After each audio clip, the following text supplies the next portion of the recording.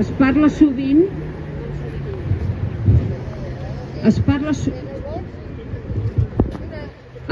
sovint de les lliçons del 1er d'octubre. Què es vol dir amb aquesta frase?